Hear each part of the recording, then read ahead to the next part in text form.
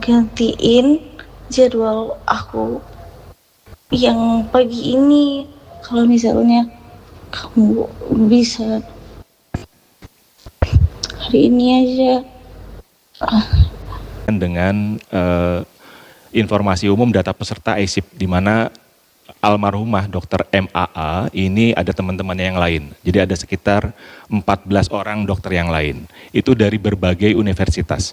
Nah, Dr. MAA sendiri adalah alumni dari Universitas Sriwijaya. Beliau berdomisili di Ogan Komeling Ulu Selatan, OKUS. Nah, pada saat beliau wafat, meninggal dunia, beliau sedang masa stase di UGD, tepatnya di Rumah Sakit Umum Daerah Kiai Haji Daud Arif. Kemudian di Kuala Tungkal juga itu terdapat peserta internship dokter gigi ya, di RSUD yang jumlahnya sekitar 9 orang. Di slide selanjutnya kami laporkan, inilah kronologis yang kami akan sampaikan di awal, bahwa pelaksanaan internship dokter MAA yang wafat kemarin ini sampai dengan mendapatkan perawatan. Jadi beliau itu mulai internship sampai dengan masuk stase rumah sakit IGD, ini diawali pada saat seleksi ada di tempat Agustus, diperoleh kami data MCU yang bersangkutan, hasil pemeriksaan di Laboratorium Kesehatan Masyarakat Palembang, hasil MCU-nya normal.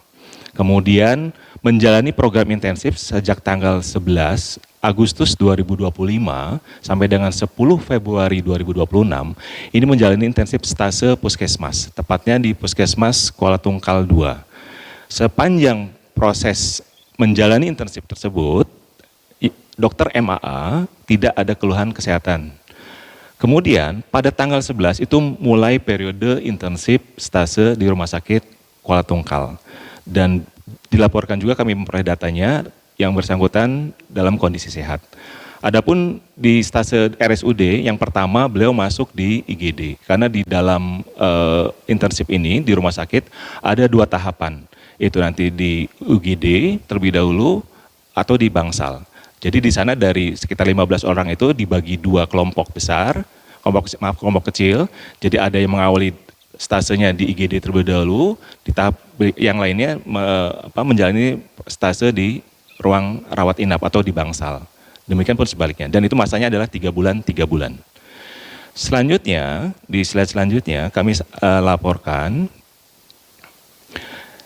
di tanggal 26 Maret ketika menjalani stase IGD tadi di Kuala Tungkal, Dr. MAA ini merasakan gejala penyakit dan tetap bertugas di UGD. Kemudian yang bersangkutan menjalani pengobatan mandiri. Nah, keluhan ini terus berlanjut di tanggal 31 Maret 2026, yang bersangkutan juga masih kondisinya demam batuk pilek ya, dan jaga malam. Selepas jaga malam, yang bersangkutan nanti ada minta untuk diinfus, nanti kita akan lihatkan videonya. Dan dokter Amam ini tidak melaporkan kondisinya kepada dokter pendamping. Jadi selama ISIP ini, setiap peserta ISIP akan didampingi oleh 1 orang pendamping. Nah, boleh diklik yang demam batuk pilek, kami akan sampaikan gambarnya. Ini voice note ya, maaf, ini voice note. Jadi Dr. Mita sudah sakit semenjak tanggal 31 Maret, boleh diperdengarkan voice note-nya? Diklik. Ini transkrip narasinya ya. Jadi Dr. Mita ini menyampaikan keluhannya ke Dr. M ya, merupakan rekan ISIP ya, di tanggal 1 April.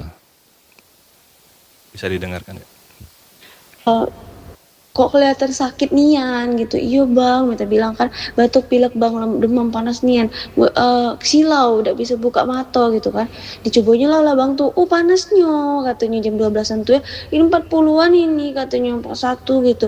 Injek bela bang, udah ada bang injek, udah usah bang, kata Mita sakit, Mita takut gitu kan. Udah injek, ambil lah dulu ini katanya. Dia kayak buah aja kan, udah usah bang, minum obat biasa, sudah minum lah PCT 1000 mili gitu, dikasih lah 1000 mili jam. Nah, berikutnya di voice note yang kedua juga masih kepada rekannya Dr. M. Silakan diperdengarkan kembali.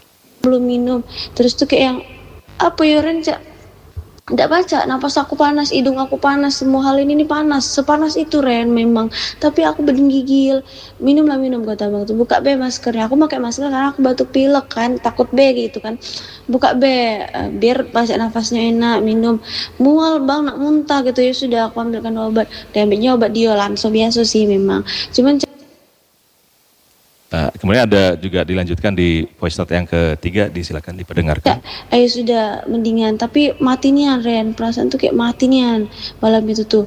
Sampai jam 2 sampai ini injek paksa-paksa injek itu disuruh tidur di dalam, aku udah mau kan karena kayak ya segan be abang tuh di situ gitu kan. Mereka aku di dalam, tapi di dalam tuh Bang Mufti dia tidur juga. Nah, abis itu sampai jam 2 sekian, dan tuh pasien tuh kan banyak Ren, maksudnya tuh ada yang masuk lagi ya, 2 anak konsul jelek galau. Pasien aku pun yang jelek itu tuh jadi dipegang Bang David gitu kan. Bang, pokoknya selama ada space waktu aku selalu bilang bang maaf yo bang makasih yo bang gitu. Dia sudah ada apa-apa istirahat lah katanya bang tuh ya. Sudah jam 2 sekian, hampir jam 3 tuh. Baik, kembali ke slide kronologi. Jadi ada event lain di tanggal 31 Maret ini yang menarik. Jadi ada pemanggilan dokter peserta ASIP ini, yang dokter umum ini, oleh pendamping, dokter J namanya pendampingnya, itu dikumpulkan di tempatnya dokter S. Nah, dokter S ini adalah salah satu pendamping di stase puskesmas. Ya. Nah, untuk membahas komentar salah satu ASIP di sosmed dan di ada website serverinsip.net, itu di mana salah satu ASIP ini memberikan komentar-komentar, kritikan-kritikan terhadap program ASIP gitu kan. Nah, boleh diklik di awalnya di pemanggilan dokter ASIP dulu. Ini kami temukan buktinya. Ini jadi dokter J ini lalu mengundang semua peserta ASIP untuk datang ke kediaman dokter S ya, di sore hari. Kembali ke sebelumnya. Nah, kau coba di komentar di salah satu medsosnya. Nah, ini kok salah satu peserta ASIP ini berkomentar. Nah, setuju agar daerah-daerah yang bla bla bla bla gak seenaknya sama dokter ASIP, masa kerja setiap hari tapi dokter pembimbingnya bla bla bla. Nah, itu ada keluhan, ada kritikan-kritikan ini yang disampaikan ke Wahana oleh salah satu ASIP. Nah, kemudian juga ada beberapa komentar. Boleh kembali ke slide sebelumnya. Nah, di salah satu website serverinsip.net, ini adalah website yang dimana isinya itu menampung berbagai keluhan program-program internship ini, yang memang salah satu rekan ASIP di Rumah Sakit Dr. Daud Arif ini menyampaikan keluhannya. Ya, ini menyampaikan tentang deskripsi pekerjaan. Jadi administrasi, beberapa dokter spesialis ada yang bisa diajak diskusi seperti sasa anak dan bedah. Kalau dokter Obgyn dan dokter PDI jangan harap, karena mereka orang anti kritik dan sulit dan seterusnya. Jadi ada beberapa kritikan-kritikan yang memang ini akhirnya peserta ASIP dipanggil oleh pendamping. Boleh kembali ke slide sebelumnya. Nah, berikutnya di tanggal 11, ini dokter MAA masih jaga pagi di IGD dengan kondisi masih batuk pilek, demam. Diberikan obat oleh dokter IGD. Demikian pun di tanggal 12.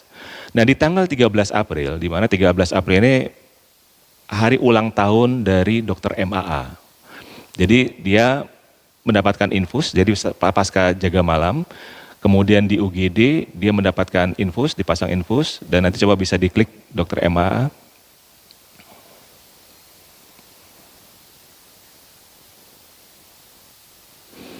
Bisa diklik videonya, boleh. Jadi di video pertama itu dokter MAA diinfus oleh dokter Jaga, ya, dapat jenis obat.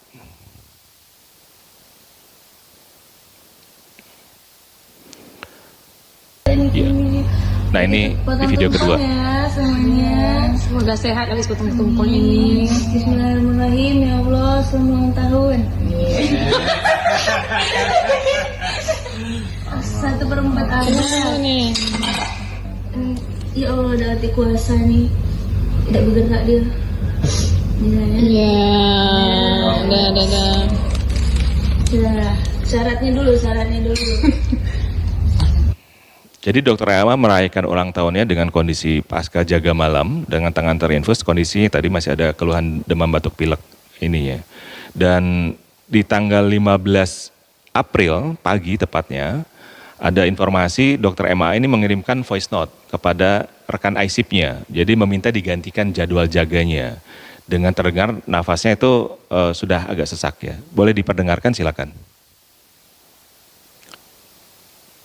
Astri, aku mau minta tolong.